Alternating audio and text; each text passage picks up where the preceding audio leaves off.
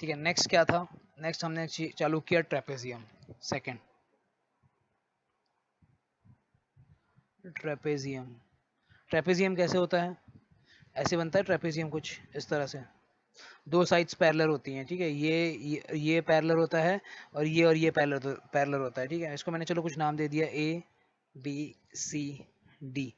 तो इसके लिए क्या होना चाहिए? A B parallel to C D. अगर दो अपोजिट साइड पैरेलल हो गई तो वो क्या हो जाएगा? पैरेललोग्राम हो जाएगा। ओके, मतलब अगर मैं इन टर्म्स ऑफ पैरेललोग्राम बात करूंगा तो मैं क्या बोलूंगा? सॉरी, ट्रेपेजियम हो जाएगा। अगर मैंने पैरेललोग्राम गलत बोल दिया तो इसको सही कर लो।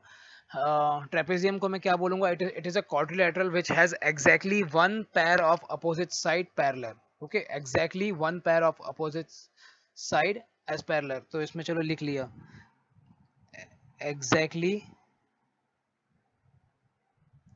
One pair of opposite sides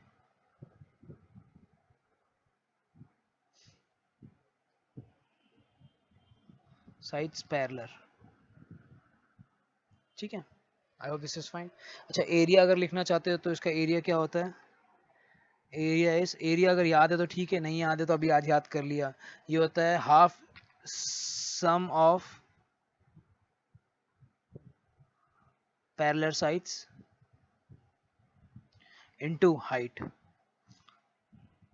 अच्छा, हाइट मतलब हम किसकी बात कर रहे हैं? हाइट मतलब ये वाली हाइट, ठीक है, ये हाइट। और सम ऑफ पैरेलल साइड्स मतलब A B plus D C, ऐसे लिख सकते हैं। अच्छा, एक और टर्म यहाँ पर डिफाइन होता है, दैट इज मीडियन। ठीक है, मीडियन जो होता है वो क्या होता है? ए और डी का यहाँ मिड पॉइंट हो गया, बी और सी का यहाँ मिड पॉइंट हो गया, इसको मैंने ज्वाइन कर लिया। ठीक है, ये क्या लिखा है? इसको चलो ई ले लिया, इसको मैंने क्या ले लिया? एफ ले लिया। क्या है ये इसका है मिड पॉइंट, ये इसका मिड पॉइंट है, और इसको जब तुम ज्वाइन करोगे तो ये क्या है? मीडियन। किसका मीडियन है? ये मीडियन है इस ट्रेपेजियम का। तो इस मीडियम की लेंथ होती है हाफ इंटू, ऐसे लिख लिया, A B plus C D. ये होता है मीडियन। आई होप इसी समझ में आ रहा है क्या कर रहे हैं। अच्छा, अच्छा, इसमें मैंने एक ये बात किया था कि आइसोलेसिस और इक्विलेटरल ट्रेपेजियम भी होता है। उसमें क्या होता है कि जो नॉन पैरेलल साइड्स होती हैं, जैसे नॉन पैरेलल साइड्स यहाँ पर कौन है? एडी और बीसी है। तो वो अगर इक्वल हो जाए तो उसको मैं क्या बोलूंगा? इक्विलेटरल या आइसोसेलेस ट्रेपेजियम बोलूंगा। तो मैंने बोल दिया, if non parallel sides, non parallel sides, that is क्या लिखा? AD and BC are equal, then it is called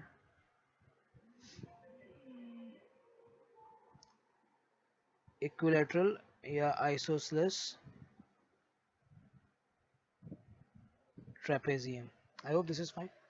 ठीक है, तो ये हो गया ट्रेपेजियम के बारे में थोड़ा सा डिटेल। नेक्स्ट क्या लिखा था हमने? काइट। तो चलो काइट भी लिख देते हैं। ये क्या हो गया? काइट। काइट कैसे बताया था? इस तरह से होता है काइट, ठीक है, जिसके लिए ये और ये सेम होता है, ये और ये सेम होता है।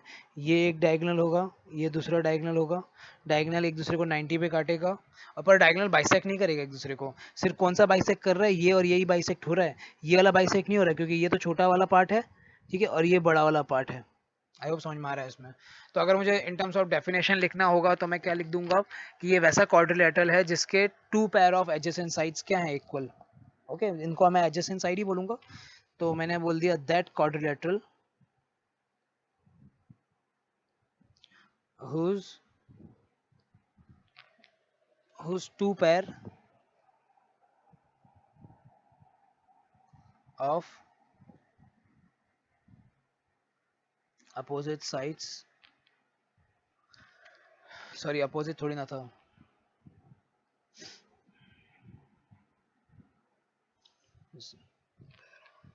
pair of adjacent side are equal। ठीक है, तो ये क्या हो गया? काइट हो गया। तो इसमें तुम कुछ कुछ देख सकते हो, जैसे और अगर मुझे कुछ बोलना होगा, डायगोनल्स 90 पे काट रहे हैं, ये तो चलो मैंने बोल ही दिया।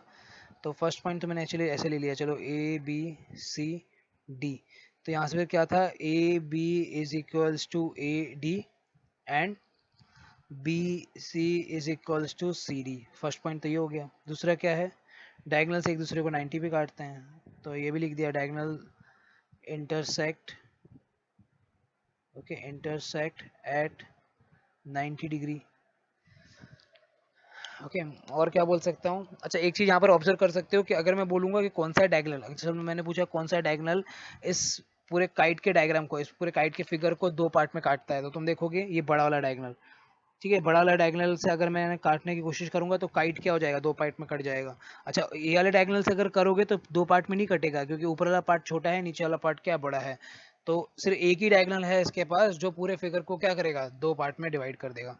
तो मैंने यहाँ पर थर्ड लिख दिया, only one diagonal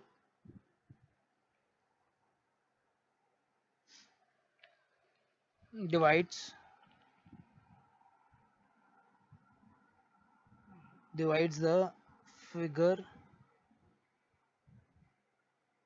into two parts। ठीक है, आई होप समझ में आ रहा है क्या कर रहा है। ओके, इसके बाद क्या था, ये काइट हो गया।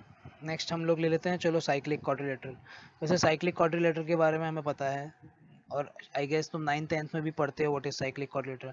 साइक्लिक क्वाड्रिलेटरल का मतलब क्या है कि एक मैंने यहाँ पर क्या किया, ये बनाया सर्कल, और इस सर्कल के अंदर एक कोई भी क्वाड्रिलेटरल खींच दो, तो इसको मैं क्या बोलूंगा, साइक्लिक क्वाड्रिलेटरल। क्यों? क्योंकि उसके वर्टाइसेस क्या हैं, सर्कल पे लाई करते हैं, सर्कल के सर्कमफ्रेंस पे लाई करते हैं, तो इसको मैं क्या बोलूंगा, साइक्लिक क्वाड्रिलेटरल। मतलब इस केस में अगर समझो मैंने यहाँ पर ये ए ले लिया, बी ले लिया, this is C, this is D, तो क्या लिख देना चाहिए मुझे, ए बी सी डी को हम क्या बोलेंगे, साइक्लिक क्वाड्रिलेटरल। ओके, और ऐसे लिखूंगा ए बी सी डी, मतलब पॉइंट्स की बात कर रहा हूँ, को हम क्या बोलते हैं, कॉनसाइक्लिक पॉइंट्स। ठीक है, आई होप तुमने पढ़ा होगा ये 10th में। अच्छा, और अगर मुझे कुछ लिखना है इसमें, तो मैं ये बोल सकता हूँ कि अपोजिट एंगल्स आर सप्लीमेंट्री।